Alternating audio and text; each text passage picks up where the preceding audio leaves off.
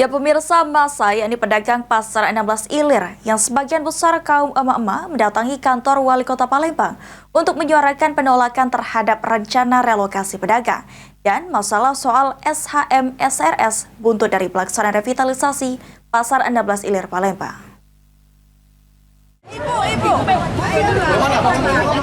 Sejumlah masa pedagang pasar 16 Ilir yang sebagian besar kaum emak mendatangi kantor Wali Kota Palembang untuk menyuarakan penolakan terhadap rencana relokasi pedagang dan masalah SHM SRS buntut dari pelaksanaan revitalisasi pasar 16 Ilir Palembang pada Senin 2 September 2024. Dalam aksi tersebut, perwakilan massa Jamar Geledek Saputra mengatakan, aksi ini dilakukan pedagang karena menolak relokasi pedagang, lantaran belum ada kepastian hukum terkait SHM SRS di Pasar 16 Ilir. Sejauh ini, pedagang merasa memiliki kios di Pasar 16 Ilir sesuai SHM SRS, dan pedagang mengkhawatirkan perubahan ukuran kios jika dilokasi dan membuat SHM SRS tidak berlaku. Pak PJ baru datang tanggal 26, kami sudah audiensi memberitahukan masalah ini. Pak, ini SHM kami, ini retribusi kami, belum ada putusan yang ingkrah dan lain-lain. Pak PJ saat itu bilang kita akan bentuk tim terpadu.